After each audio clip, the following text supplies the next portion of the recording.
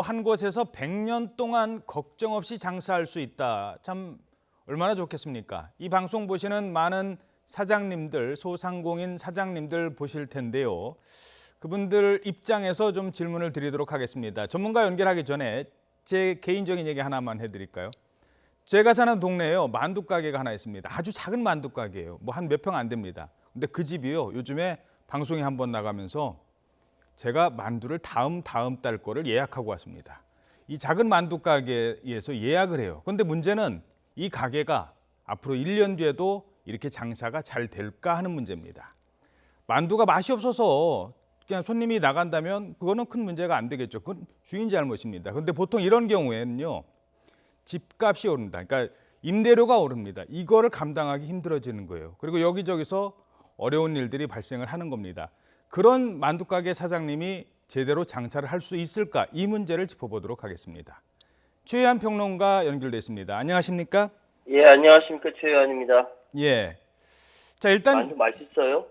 예, 만두 맛있었더라고요. 근데 그 다음에 한번 제가 소개해 드리도록 하겠습니다. 그 사장님 입장에서 제가 질문 드리죠. 우리가 예. 그런 가게들이 많이 있지 않습니까? 주변에? 그렇죠. 예. 그런 가게가 근데 왜 못 버티는 걸까요?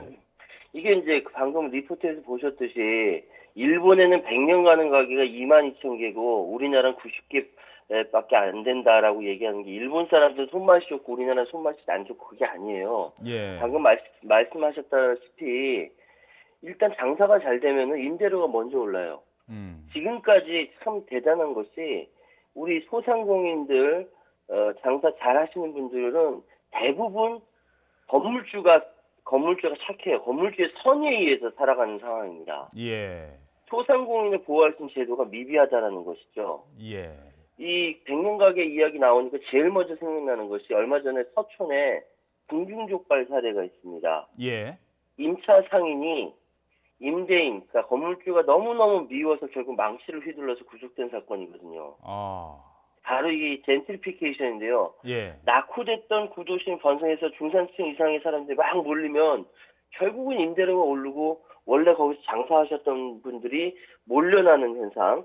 근데 이것도 나중에 그렇게 몰려나면 음식 맛도 변하고 하니까 다시 사람들이 좀 줄어들죠. 이 악순환이 되고 있는 것인데요. 이런 것들은 사회적으로 제도적으로 좀 이렇게 뒤에서 이렇게 좀 뒷받침해주지 않으면 대한민국 참 큰 걱정입니다.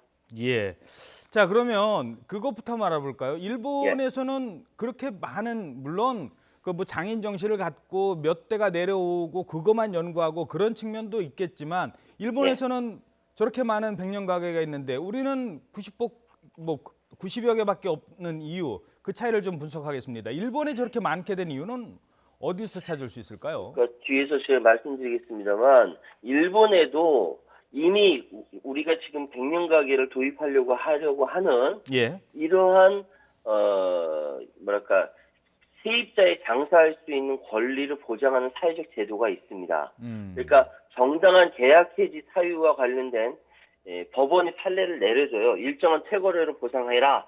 그러니까 이제 퇴거료가 비싸니까 일본에서는 건물주가 그냥 장사하십시오라고 하는 것이고요. 예. 영국 같은 경우도 사실 한국에 비교하면 임차인의 계약갱신 청구 가능 기간에 제한이 없어요. 예. 그래서 재건축도 임차인의 규칙 사유가 없는 한 갱신 거절에 대한 퇴거료도 보상도 있을 뿐만 아니라 사실상 걱정 없이 장사한다고 할 수 있는 것이죠. 예. 근데 우리나라에서는 부동산에 대한 또 다른 사회적 의미가 있기 때문에 예. 이러한 갈등이 계속되어 왔다라 이렇게 말씀드릴 수 있겠습니다. 예.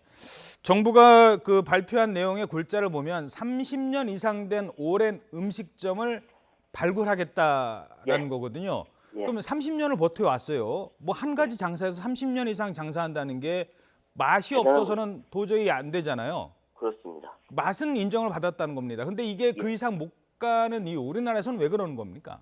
우리나라 같은 경우는 방금 말씀하셨던 것처럼 그렇게 맛있는 음식점들이 생겨나면은 그 주변에 따라서 음식점이 생겨난다든지 아니면 방금 말씀드렸던 보증료라든지 이런 것들이 나도 원조다 뭐 이렇게 이런 막 얘기도 올라가고 있고. 예. 뭐 이러다 보니까 체계적으로 이렇게 그 맛이 전수가 되기 힘든 거고. 예. 그래서 이번에 정부에서 특별히 신경 써가지고 홍보도 해주겠다. 한국관광공사에 대한민국 구석구석과 함께 협의해서 홍보해주겠다.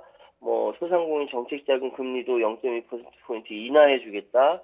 이걸 또 어떻게 프랜차이즈화할 수 없을까? 그래서 컨설팅 지원단도 운영한다. 여러 가지 이 부분에 대해서 도움을 주겠다라는 것이거든요. 예. 그런데 뭐 100년 가게 확인서 뭐 이런 거 해서 이거는 진짜 맛있는 집이에요라고 홍보해 준다는 건데 뭐니 해도 가장 핵심은 계속 앞서 말씀드렸던 것처럼 서천 궁중족발 같은 사례가 벌어지지 않도록. 그렇죠. 그러니까 계약갱신 청구권 행사에 대해서 현재 5년에서 10년을 연장한다고 했는데 이것도 조금 생각해 볼 것이 10년에 똑같은 일이 벌어질 수 있거든요. 예. 그러니까 이런 부분들에 대해서는 좀 더 디테일한 세심한 행정이 필요하다는 말씀 드리겠습니다. 예.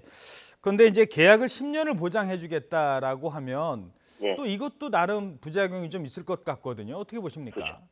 그러니까 이거는 예전부터 계속 이야기 나왔던 첨예한 논란입니다. 건물주의 재산권은 어떻게 하느냐. 예. 그리고 세입자의 장사의 권리는 뭐냐. 이게 계속 부딪혀왔던 것이거든요. 이런 갈등이 사실 우리나라에만 있는 것이 아니라 외국도 계속 되어왔고, 그래서 외국과 우리나라의 차이는 뭐냐면은 이러한 갈등들을 사회적 대화를 통해서 풀어왔다라는 것이죠. 예. 지금도 갈등은 있어요. 있는데 그것은 사회적 갈등을 통해 가지고 대화를 통해서 풀어왔는데 우리나라 같은 경우는 바로 명도 소송하고 강제 집행하고 그러다 보니까 그 가게 지키면서 공권력과 부딪히고 또 구속되고 이런 일들이 계속 반복되어 왔거든요. 예. 그렇기 때문에 아마 이번에 문재인 정부에서 이러한 중소기업 벤처부를 통해서 이런 정책을 내온 거는 이런 사회적 갈등을 줄입시다. 대화 통해서 좀 이렇게 문제를 풉시다라는 차원에서 내온 정책이다라는 생각이 들고요. 잘한 것 같아요. 예, 알겠습니다.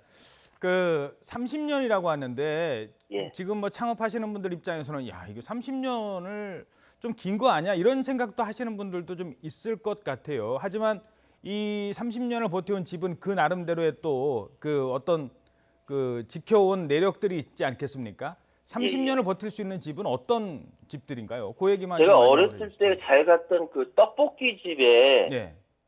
지금도 남아 있거든요. 아, 지나가다가 저거 한번 가서 먹고 싶다라는 생각이 들어요. 그런 생각 들죠. 예. 그렇죠. 그러니까 그런 30년 이상 되는 그 가게들에는 그 가게만의 가치, 그걸 사회적으로 인정해 주죠.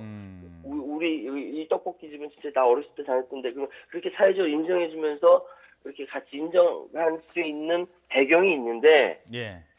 크지도 않아요. 근데 맛있어요. 아까 만두 가게와 똑같습니다. 예. 그런데 그런 것들에 대한 지자체 차원에서의 배려라든지 권리금 있는 경우에는 나중에 그 권리 금액을 어떻게 보상해 줄 것이라든지 이런 것들을 대화를 통해서 풀 수 있다라는 것이죠. 예, 알겠습니다.